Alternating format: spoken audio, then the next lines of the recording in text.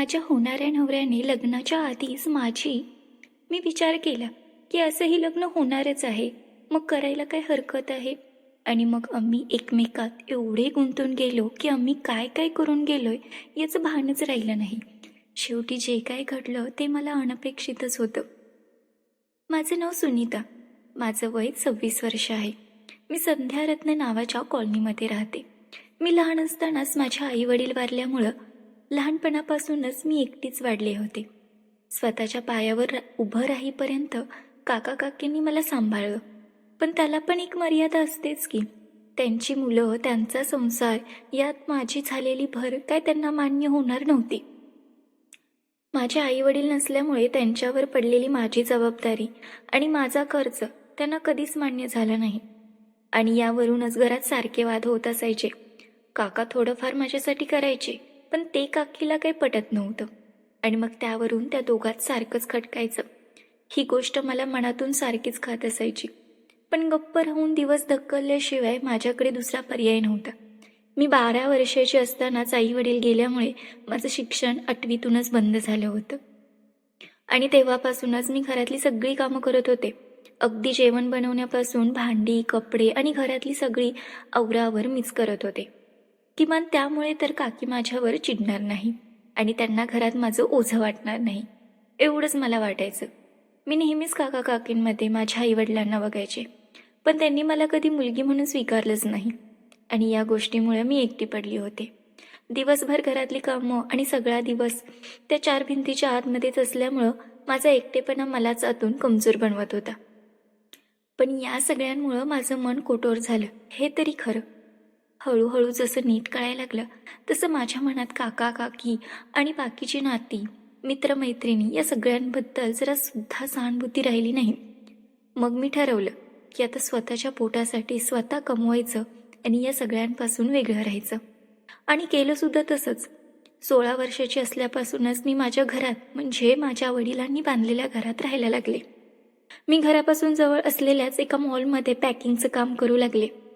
आणि मग खऱ्या अर्थाने माझ्या एकटीचा प्रवास सुरू झाला. तसं आधी पण एकटीच पडले होते, पण तो एकटेपणा मनाला त्रास देत होता. पण त्याच्या उलट या एकटेपणात मोकळीक होती. इथं माझ्या मनाची मी मालकीण होते. सकाळी घरातलं सगळं आवरून जेवण बनवून कामावर जायचं आणि संध्याकाळी परत आल्यावर पुन्हा घरातली कामं, जेवण आणि मग दुसऱ्या दिवशी उठून पुन्हा तेच. हा असाच माझा दिनक्रम सुरू झाला. पण आधीपेक्षा मी खूप जास्त खुश होते.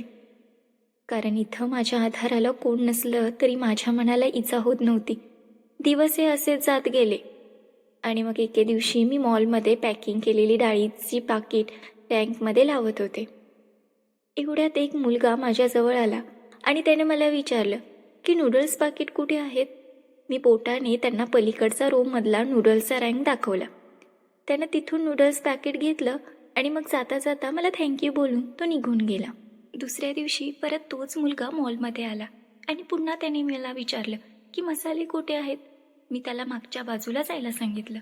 तो जाऊन मसाले घेऊन आला आणि जाता जाता त्या दिवशी मला थँक्यू बोलून गेला. तिसऱ्या दिवशी पण तो आला आणि कॉस्मेटिक कुठे आहेत विचारलं. मी सांगितलं. तो पुन्हा थँक्यू बोलून गेला. त्याच्यानंतरच्या दिवशी मात्र तो आल्यावर मी त्याच्याकडे नजरच ठेवून होते. तो आल्यावर समोरच्याच बाजूला एक मुलगी साहित्य लावत होती. पण त्याने तिला न विचारता तो माझ्याजवळ आला आणि पुन्हा विचारलं की नूडल्स कुठे आहेत. त्यावर मी म्हणाले की परवा सांगितलंय तिथंच. त्यावर तो सॉरी, लक्षात राहिलं नाही असं बोलून गेला. आणि मग जाता जाता पुन्हा मला थँक्यू बोलून निघून गेला. आता पुढच्या दिवशी तो काय विचारणार याचीच मी वाट बघत होते. दुसऱ्या दिवशी तो मॉलमध्ये आला, पण त्याने मला न विचारता पुढं असलेल्या मुलीला काहीतरी विचारलं आणि निघून गेला. मी जरा विचारातच पडले की त्याने मला का विचारलं नाही. तो गेल्यावर मी त्या मुलीला विचारलं की तो मुलगा काय विचारत होता. त्यावर ती म्हणाली की चॉकलेट कॅडबरी विचारत होता. मी बरं म्हणलं आणि विषय थांबवला. पण माझ्या डोक्यातून तो विचार काही जात नव्हता, कारण मागच्या 4-5 दिवसात त्यानं फक्त मलाच विचारलं होतं आणि त्या दिवशी अचानक माझ्याकडे न बघताच तो निघून गेला. याचं कारण काय असेल की हे फक्त माझ्या मनात येणारे विचार आहेत, त्याच्या मनात असं काहीच नसेल. हे आणि असे अनेक प्रश्न मला पडायला लागले होते. आणि याच प्रश्नात आणि विचारात दिवस निघून गेला. संध्याकाळी मी घरी आले, दरवाजाजवळ गेले तरी तिथं मला एक छोटी कॅरी बॅग दिसली. ती उघडून बघितली तरी त्यात काही कॅडबऱ्या होत्या आणि त्यात एक कार्ड होतं. त्या कार्डवर लिहिलं होतं की तुझ्याचसाठी आहे. मला आधी तरी काही समजलंच नाही, पण पुन्हा लक्षात आलं की मॉलमध्ये येणाऱ्या मुलाने पण आज चॉकलेट आणि कॅडबरीचाच रँक विचारला होता. कदाचित त्यानेच हे इथं ठेवलं असावं. आता मात्र माझ्या डोक्यात चालू असणाऱ्या विचारांना आणि प्रश्नांना उत्तर मिळायला लागली होती आणि नकळत माझ्या चेहऱ्यावर स्माइल यायला लागली होती. आणि मग मी वाट बघू लागले होते दुसऱ्या दिवसाची. दुसऱ्या दिवशी मी कामावर गेले आणि माझं नेहमीचंच काम चालू झालं. पण माझं लक्ष बाहेरच होतं की केव्हा तो मुलगा मॉलमध्ये येतोय. वाट बघत बघत अख्खा दिवस गेला, पण तो मुलगा त्या दिवशी मॉलमध्ये आलाच नाही. मला पुन्हा विचारांनी सतवायला सुरुवात केली. दुसऱ्या दिवशी मी त्याच विचारात कामावर निघाले, तरी मॉलच्या बाहेरच तो मुलगा उभा होता. मी त्याच्याकडे बघितलं, त्याने पण मला बघितलं, पण लगेचच नजर फिरवली. मी जरा होल्ड केला आणि सरळ आत निघून गेले आणि माझ्या कामाला सुरुवात केली. त्यानंतर तो मुलगा मॉलमध्ये आला आणि सरळ माझ्याजवळ येऊन त्याने मला विचारलं की कॅडबरी चॉकलेट कुठे आहेत. त्यावर मी त्यांना म्हणाले की परवा तर समोरच्या मुलीनं सांगितलं ना तुम्हाला. मी असं म्हणताच तो म्हणाला की मी त्या मुलीला चॉकलेटचा रंग विचारला होता. असं तुम्हाला कोण म्हणलं? त्यावर माझ्याकडे उत्तरच नव्हतं. शेवटी फिरून तोच म्हणाला, बरं असो, कॅडबरी चांगली तर लागली ना. तो असं म्हणताच दुसऱ्या क्षणाला माझ्या चेहऱ्यावर स्माईल आला आणि मी हसले आणि मग तो पण माझ्याकडे बघून हसला आणि मग इथून सुरू झाला त्याचा आणि माझा प्रवास. त्याचं नाव राकेश होतं. राकेश एका फायनान्स कंपनीसाठी काम करत होता, पण त्यालासुद्धा माझ्यासारखेच आईवडील नव्हते. तो पण एकटाच राहत होता. मग आम्ही दोघांनी सोबत राहायचं ठरवलं आणि मग राकेशचंच घर आम्ही भाड्याने दिलं आणि मग माझ्या घरी आम्ही दोघं सोबत राहायला लागलो. मी त्याला म्हटलं की आधी लग्न करू आणि मग सोबत राहू, पण त्यावर राकेश म्हणाला की पैशाकडून स्टेबल होईपर्यंत लग्न नको करायला, आणि आता लग्न केलेलं नसलं तरी तू माझ्यासाठी बायकोच आहेस. मलासुद्धा त्याचं बोलणं पटलं. राकेश अगदी लहान बाळासारखी माझी काळजी घेत होता. मला कोणतीच गोष्ट कमी पडू देत नव्हता. खरं तर फक्त शास्त्रांनी आम्ही नवरा बायको नव्हतो, पण आमच्या दोघात ते सगळं झालं होतं जे एका नवरा बायकोत होतं. पण मी मात्र खुश होते, कारण मला आयुष्यभराचा आधार आणि माझी हक्काची व्यक्ती भेटली होती. असेच दिवस जात गेले. मग आजूबाजूच्या राहणाऱ्या लोकांच्या चर्चांना उधाण यायला लागलं की न लग्न होता ही मुलं एकत्र राहत आहेत, या असल्यामुळं आपल्या मुलांबाळांवर काय परिणाम होईल. या असल्यांना आपल्या सोसायटीत राहूच दिलं नाही पाहिजे. या आणि अशा कितीतरी चर्चा कानावर पडू लागल्या. त्यामुळे मी राकेशला म्हणाले की आपण लग्न करू, पण राकेश म्हणाला की लग्नाला होणारा खर्च आता न झेपणारा आहे. त्यावर मी त्याला म्हटलं की आपण कोर्टात जाऊन रजिस्टर मॅरेज करू आणि मग जेव्हा आपलं सगळं सुरळीत होईल तेव्हा पुन्हा 4 माणसं बोलून हौसमौज करून लग्न करू. त्यावर राकेशला हे पटलं आणि तो पण रजिस्टर मॅरेजला तयार झाला. मग आम्ही सगळी चौकशी करून आणि नियोजन करून रजिस्टर लग्नाची 1 तारीख ठरवली.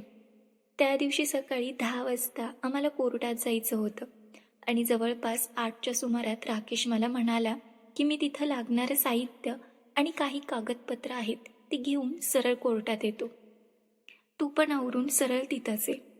असं बोलून तो घरातून बाहेर पडला. मी जवळपास 9:30च्या सुमारात माझं आवरून कोर्टात गेले आणि बाहेरच्या बाकड्यावर राकेशची वाट बघत बसले. तोवर 10:30 वाजून गेल्या आणि वकील मला बोलवायला आले, तरी तिथं राकेश नव्हता. हे बघून ते म्हणाले की त्यांना लवकर बोलवा, वेळ कमी आहे, पुन्हा तारीख मिळणार नाही. ते असं बोलताच मी लगेचच राकेशला फोन लावला. त्याने फोन काही उचलला नाही. मला वाटलं गाडीवर असेल, म्हणून मी पुन्हा वाट बघत थांबले.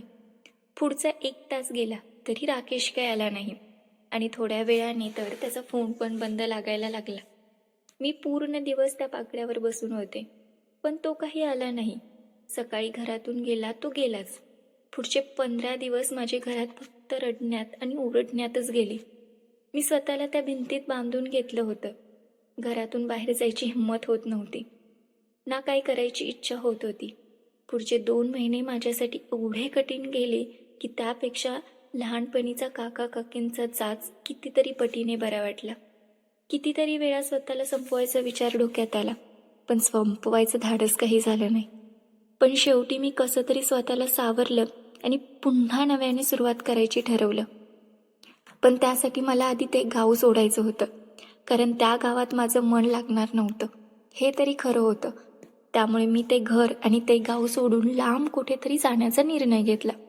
आणि मग मी ते घर विकून टाकलं आणि त्यातून आलेल्या पैशातून लांब शहरात स्वतःसाठी एक छोटं घर घेतलं.